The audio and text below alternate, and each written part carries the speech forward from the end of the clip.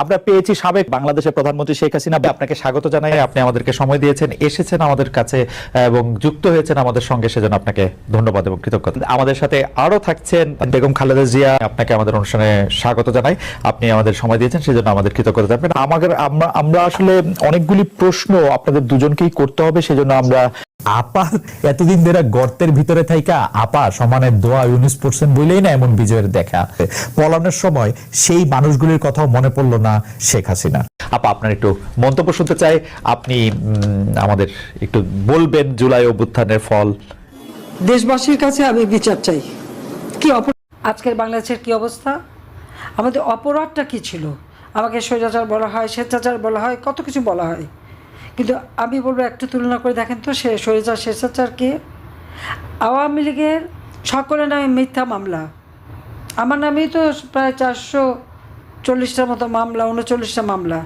আমি এত হত্যা করেছি, যদিও এই হত্যার মধ্যে আজকেও আবার একটা এসে দেখলাম, সংবাদে দেখলাম যে 150 জনের উপর মানুষ জীবিত হয়ে ফিরে এসেছে। একজন ফিরে এসে মামলা প্রত্যাহার করতে চাচ্ছে যে আমি তো বেঁচে আছি, সেটা তারা আবার হিসেবে নিচ্ছে না। উনি এখন ভয় আছেন যে আবার তাকে সত্যিই মেনে না ফেলে।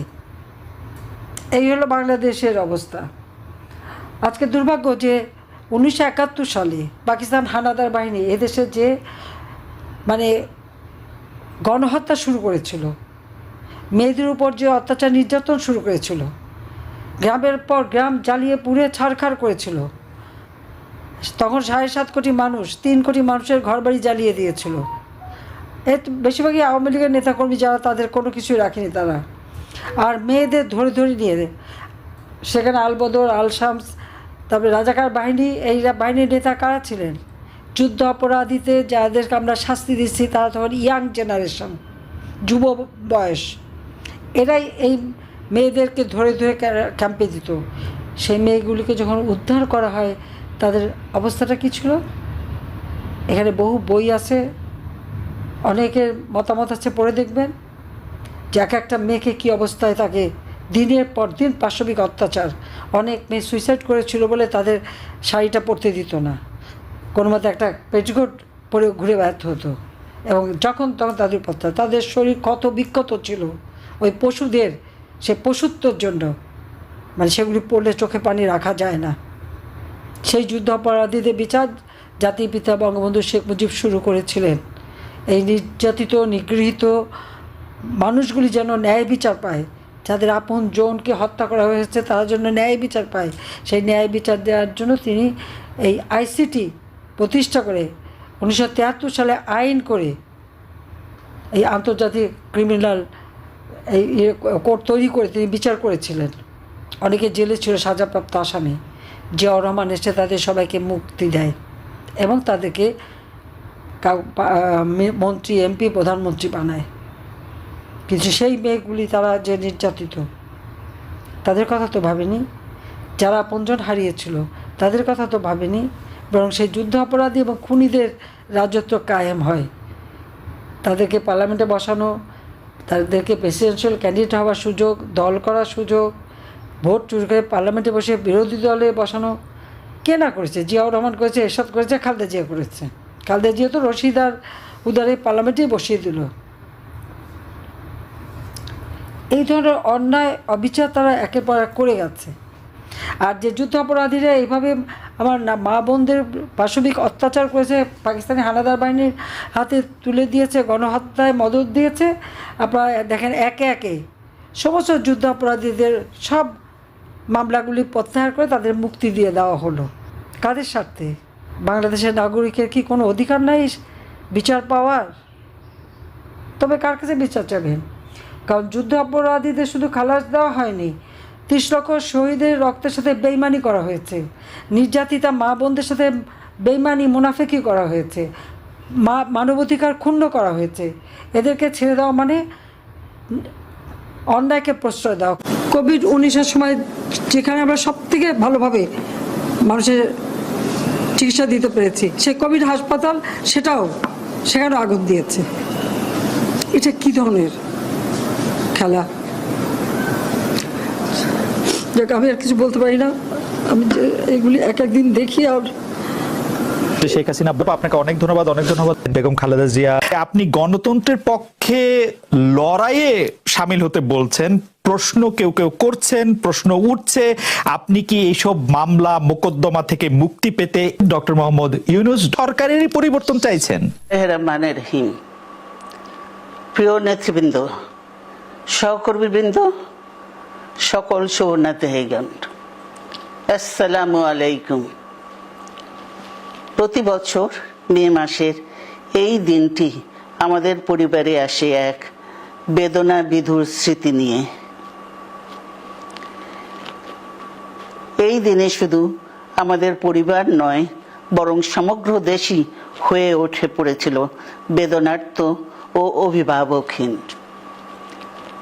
আমাদের প্রিয় মাতৃভূমি বাংলাদেশের জন্মের সাথে জড়িয়ে থাকা এক অবিচ্ছেদ্য নাম শহীদ প্রেসিডেন্ট জিয়াউর রহমান, যে চট্টগ্রাম থেকে স্বাধীনতার ঘোষণা করে তিনি এ দেশের সাথে তার নাম অবিচ্ছেদ্য করেছিলেন। সেই চট্টগ্রামেই এক সফল, সৎ, দূরদর্শী ও প্রকৃত দেশপ্রেমিক প্রেসিডেন্ট হিসেবে নিজের জীবন উৎসর্গ করেছেন।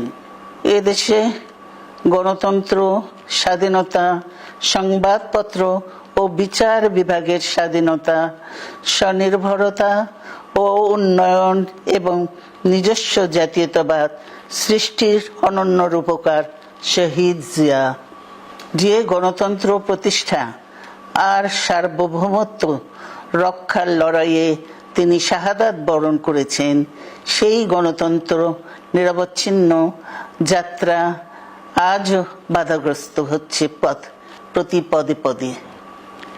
খুব শীঘ্রই আমরা বাংলাদেশকে গণতন্ত্রে পুনঃপ্রতিষ্ঠিত দেখতে পাব।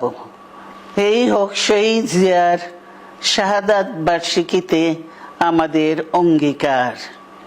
এই লক্ষ্যে সুশৃঙ্খলভাবে এগিয়ে চলার জন্য আমি বিএনপির সকল পর্যায়ের নেতা কর্মী ও দেশবাসীর প্রতি আহ্বান জানাচ্ছি।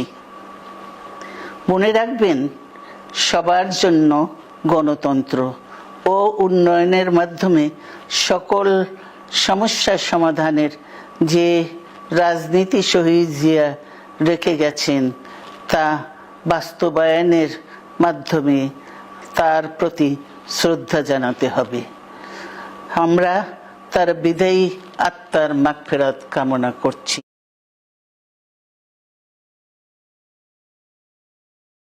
কিছু না বলেও আপনি যে দুর্যোগের মধ্যে আছেন, বললে না জানি কি হতো, আপনার মন্তব্য একটু শুনতে চাই।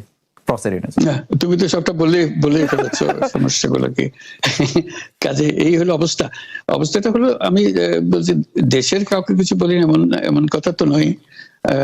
বাইরে বিদেশেও যে সবাইকে যে সাদরে নিয়ে আসি তাও না, তাদেরকে অনেক শর্ত দিই আমার এই কথাগুলো লেখার ছাপানোর আগে আমাকে বলতে হবে, যাতে আবার এমন কোনো কথা শব্দ এমন থেকে না যে আমি আর বিপদের সম্মুখীন হবো।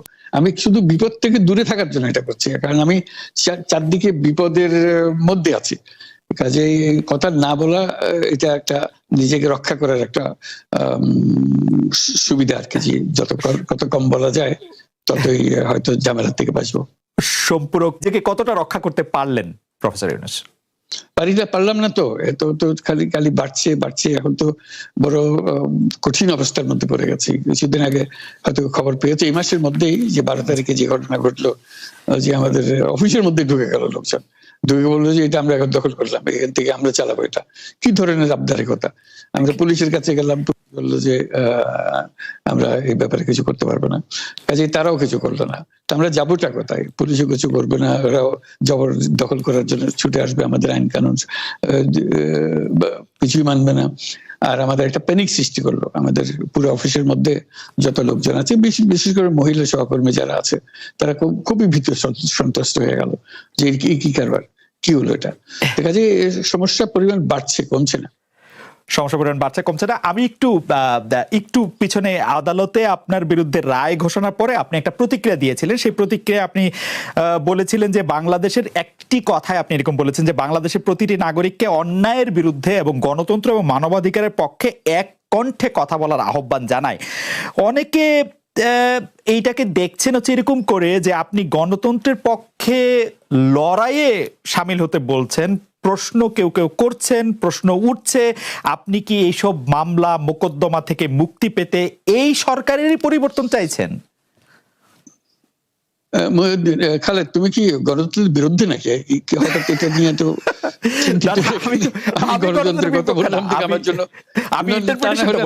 তুমি তো বলে তুমি বলবো যে আমিও তো আছি, কাজে আমাকে পৃথকভাবে বলতে হচ্ছে কেন? আমরা সেটাই বলতেছি, কাজে আমরা কেউ গণতন্ত্রের বিপক্ষে না, সবাইকে স্মরণ করিয়ে দেওয়া যে আমরা সবাই গণতন্ত্রের পক্ষে, মানবাধিকারের পক্ষে, আমরা ন্যায় নীতির পক্ষে, রুল অফ লর পক্ষে। এইগুলো না থাকলে জাতি হিসেবে আমরা টিকে থাকবো না। তো কাজে যখনই মনে হচ্ছে যেগুলো এখন ফরেন ওয়ার্ডস হয়ে গেছে, তাতে মনে হবে যে আমাদের সমাজ হিসেবে আমাদের দায়িত্ববোধ অনেক বেড়ে গেল। এগুলোকে প্রতিষ্ঠিত করা, সোচ্চার করা, মুখ ফুটে বলা, এটা সবাইকে বলতে হবে, মুখ ফুটে বলতে হবে। আমার বিরুদ্ধে অভিযোগ হলে আমি বলছি না বলে, আপনি বলছেন না কেন? একবার বলে এখন তোমার প্রশ্নের সম্মুখীন হয়ে গেলাম। অনেকে বলছেন না, আপনি তো শতবার শতমুখে গণতন্ত্রের কথাই বলবেন, আমাদের সবারই বলা উচিত, কিন্তু প্রশ্নটা এমন ভাবে তোলা হচ্ছে যে আপনি আসলে আপনার রায় ঘোষণার পর আপনি বলছেন গণতন্ত্রের কথা, মানবাধিকারের কথা। অনেকে বলছেন যে এই কথা কি আসলে যেহেতু ব্যাপারটা আপনার উপরে আসলো তখনই আপনি আসলে বললেন কিনা, নাকি আপনি আসলে বলতে চানও না, আপনি আগে যেরকম বলছেন? হতে পারে, মুখ যখন বন্ধ থাকে কোনো কথাই বলা হয় না। এখন যখন মুখ খোলার সুযোগ হয়েছে, সামনে ক্যামেরা নিয়ে দাঁড়িয়ে আছে, মাইক্রোফোন দিয়ে দাঁড়িয়ে আছে, কথা বলছি, কাজে মনের কথাটা বললাম আর কি, যেটা মনে ছিল বলা হচ্ছিল না সেটা বললাম। এটা আমার ধারণা এটা সবারই মনের কথা, সেটাকে প্রকাশ করা। তারাও চায় যে তারা বলুক, আমি বললে তাদেরও মনে সাহস আসে যে উনি বলছেন যখন আমরা বলতে পারবো। প্রফেসর ইউনূস, আপনি যখন বলছেনই তখন আমি এই কথাটাকে একটু ইলাবোরেশন আপনার কাছ থেকে আশা করতে পারি, যে আপনি যখন বলছেন যে গণতন্ত্র মানবাধিকারের পক্ষে এক কণ্ঠে কথা বলার আহ্বান আপনি জানাচ্ছেন, আপনার কাছে কি মনে হচ্ছে যে গণতন্ত্র মানবাধিকারের পক্ষে এখন বহু পক্ষ বহু কণ্ঠ, এটা আসলে এক কণ্ঠে কেউ বলতে পারছে না বা সাহস পাচ্ছে না বা বলছে না, এরকম আপনার মনে হচ্ছে কিনা? আমার মনে হচ্ছে তাই, কারণ বলতে পারছে না তো, মুখ খুলে সব গণতন্ত্রের কথা বলতে পারছে না, কাজে সেটা বলা, এক বাক্যে বলা, পরিষ্কার কণ্ঠে বলা, এটা আমাদের সবার দায়িত্ব, তো জাতীয় দায়িত্বটা, যে না হলে গণতন্ত্র বলে কিছু থাকবে না আমাদের জন্য, আদৌ গণতন্ত্র বলে কিছু থাকবে না। একটা প্রশ্ন করি যে বর্তমান সরকার আরো স্পেসিফিক ভাবে বললে, প্রধানমন্ত্রী শেখ হাসিনা স্পষ্টতই আপনাকে অপছন্দ করেন, অনেক কিছুর জন্য আপনাকে দায়ী করেন, পদ্মা সেতু এবং এই সেই। এর কারণ কি বলে আপনি মনে করেন? আপনাকে কি তিনি তার প্রতিদ্বন্দ্বী মনে করেন, নাকি সত্যি তার কাছে এমন কোনো তথ্য রয়েছে যে আপনার বিশাল কোনো রাজনৈতিক অভিলাষ রয়েছে? আপনি কি রাজনৈতিকভাবে তার প্রতিদ্বন্দ্বী হয়ে উঠছেন বলে তিনি আপনাকে অপছন্দ করছেন, না কি কারণে? আপনার কি মনে হয়? আমার মনে হয় উনি মনে করেন যে আমি দেশের সর্বোচ্চ ডাকু, সন্ত্রাসী, কিংবা আমি অপরাধী, আমি সেরা চোর, এই জাতীয় জিনিস মনে করেন, কাজে সেগুলো ব্যাখ্যা করেন উনি তার মুখে। উনি বলেন যে আমি সুদখোর, আমি ঘুষখোর, আমি সব এমন সব কটু শব্দ ব্যবহার করেন যাতে মনে হয় যে আমার সম্বন্ধে তার ধারণা খুবই খারাপ।